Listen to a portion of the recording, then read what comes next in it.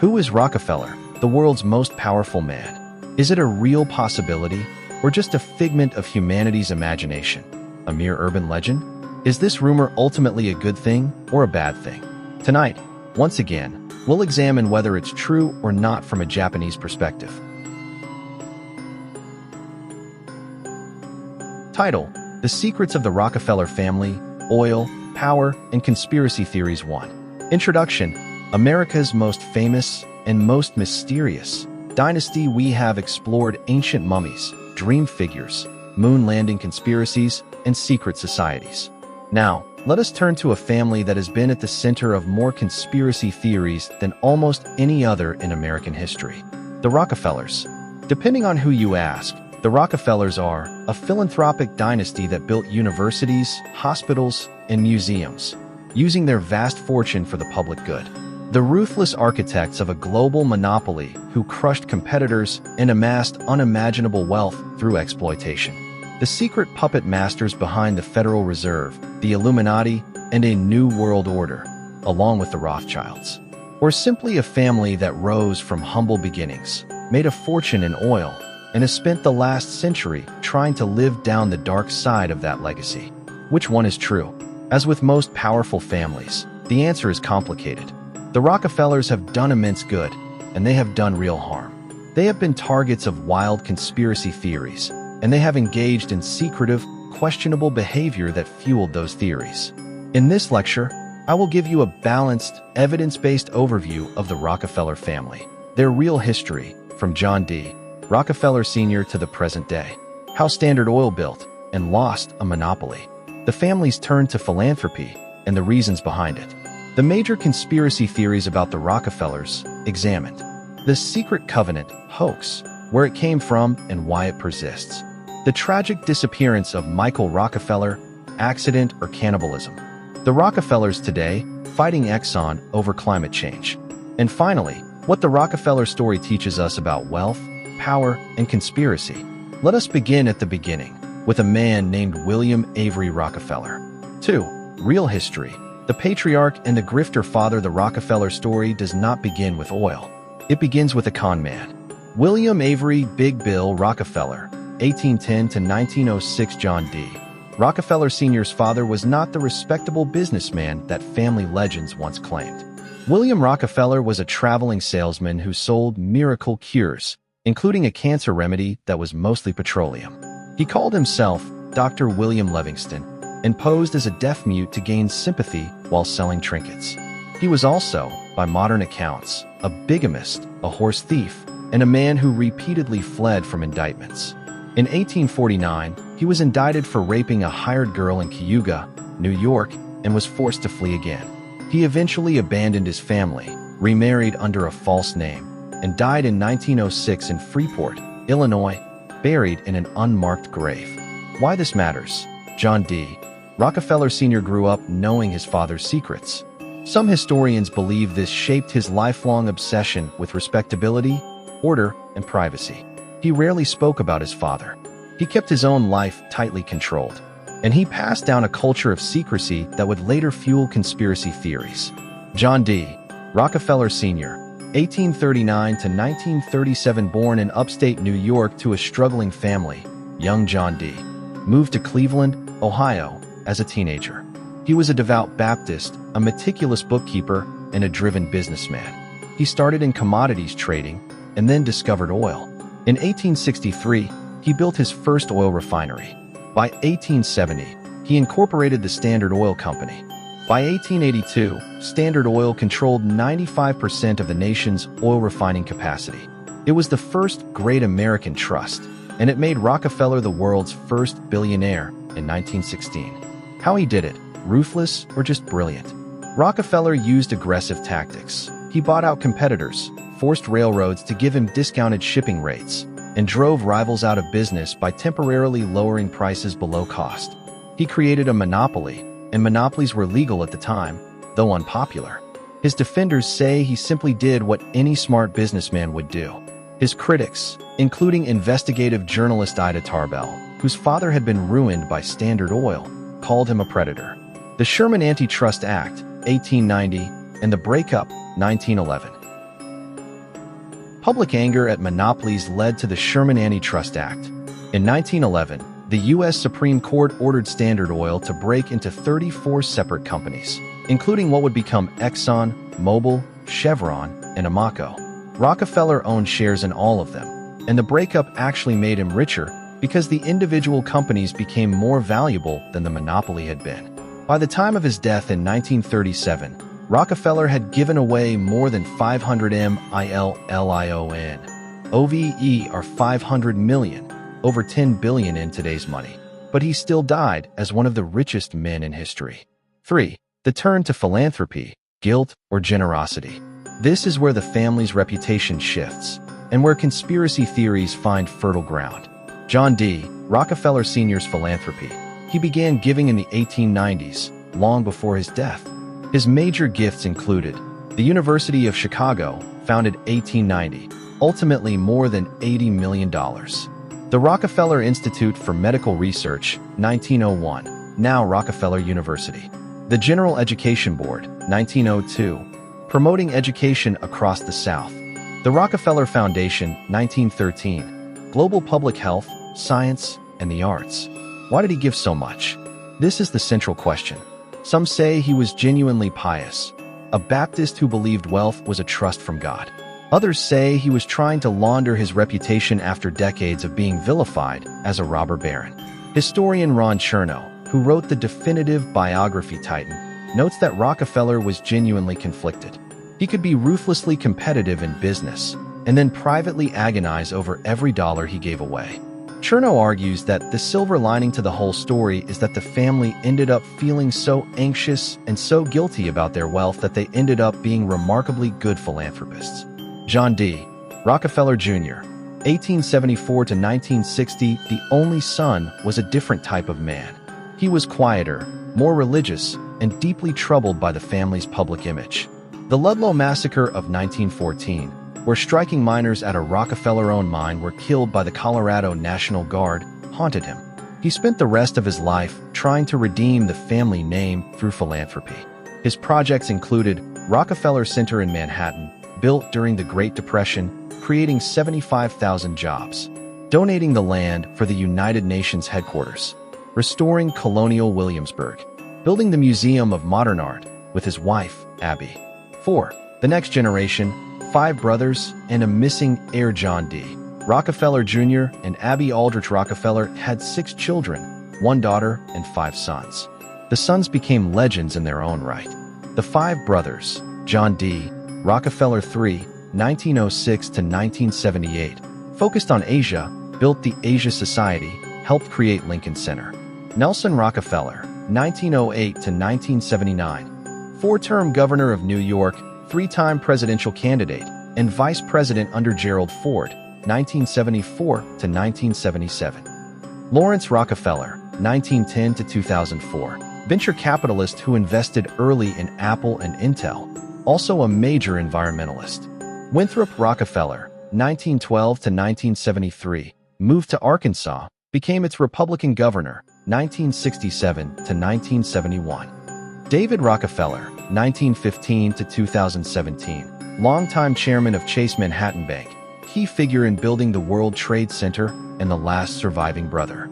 The missing heir, Michael Rockefeller, 1938 to 1961. This is one of the most enduring mysteries of the Rockefeller family, and it has its own urban legend. Michael, the son of Nelson Rockefeller, was a 23-year-old Harvard graduate on an anthropological expedition to New Guinea in 1961. He was collecting Asmat art, intricate wood carvings from a tribe known for headhunting and, allegedly, cannibalism. On November 19, 1961, his boat overturned off the coast of Dutch New Guinea. A companion, Renee Wassing, could not swim. Michael, deciding he could make it to shore, tied empty fuel cans together as floats and swam for it. He was never seen again. The official explanation, drowning. The currents were strong.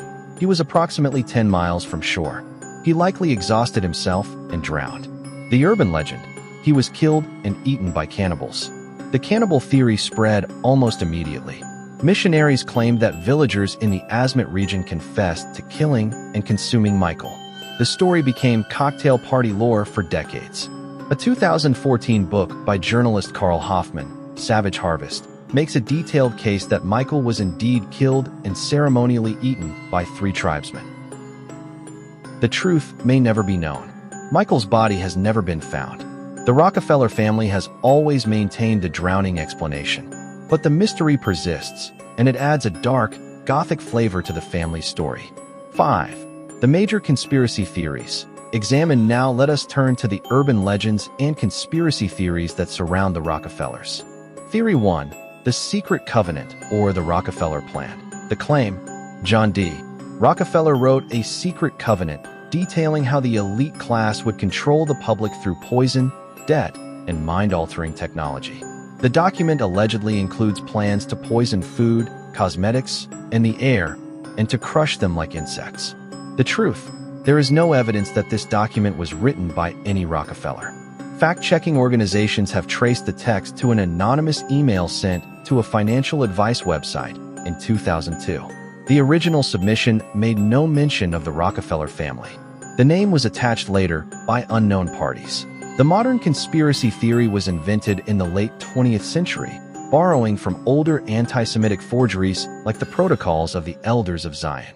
It is true that David Rockefeller had extraordinary access to world leaders and supported global institutions like the Trilateral Commission, which he founded. But global networking is not the same as global control. Conspiracy theorists point to WikiLeaks cables showing David Rockefeller arranging discreet asylum for the Shah of Iran's family. But this is normal diplomacy, not proof of a shadow government. Verdict: unsubstantiated, conflates legitimate influence with fictional world domination. Theory 3. The Rockefellers created the coronavirus / are behind chemtrails / control population reduction. The claim: the Rockefeller Foundation, along with the Bill Gates Foundation, deliberately created COVID-19 as part of a plan to reduce the world population to 1 billion people. Similar claims involve chemtrails, poison being sprayed from airplanes, and weather control. The truth: these claims are completely false. The Rockefeller Foundation is a legitimate philanthropic organization that funds public health initiatives, including pandemic preparedness. A 2010 report from the foundation did include a scenario exercise about a global pandemic, but that is what policy researchers do. They plan for possible future risks. There is no evidence that the foundation created or wished for a pandemic. The EU's Disinformation Monitoring Agency has specifically identified the Rockefellers created COVID narrative as Russian propaganda. Verdict: false, a modern disinformation campaign. Theory 4. The Rockefellers secretly funded eugenics. The partial truth. The claim: the Rockefeller Foundation funded the eugenics movement in the early 20th century, including research that influenced Nazi racial policies. The truth: this is partially true, and it is the one conspiracy that has real historical evidence. The Rockefeller Foundation did provide funding to the Eugenics Records Office in the 1920s and 1930s. Eugenics, the idea of improving the human race through selective breeding, was considered mainstream science at the time, supported by many respected academics. The foundation later repudiated this work, but the fact that a major philanthropic institution funded what we now recognize as racist pseudoscience is a genuine stain on the Rockefeller legacy. This is not a conspiracy theory, it is documented history. Verdict: true, but not secret. The foundation has acknowledged this chapter. Theory 5. The Rockefellers control the Federal Reserve / U.S. government. The claim: the Rockefeller family owns the Federal Reserve and appoints its chairs. They have controlled every president since Woodrow Wilson. The truth: the Federal Reserve is a public institution created by Congress in 1913. Its board members are appointed by the president and confirmed by the Senate. No Rockefeller has ever served as Fed chair. Nelson Rockefeller was vice president, but he was appointed, and his power was far from absolute. The Rockefellers have been influential, but so have the Kennedys, the Bushes, and other wealthy families. Influence is not control. Verdict: false, exaggerates influence into ownership. 6. The modern Rockefellers, fighting Exxon over climate change. One of the most fascinating developments in recent years is that the Rockefeller family is now suing the company that made them rich. The backstory: for decades, Exxon descended from Standard Oil. knew that burning fossil fuels caused climate change, even as its public relations campaigns cast doubt on the science. Investigative journalism, funded in part by Rockefeller charities, helped expose this.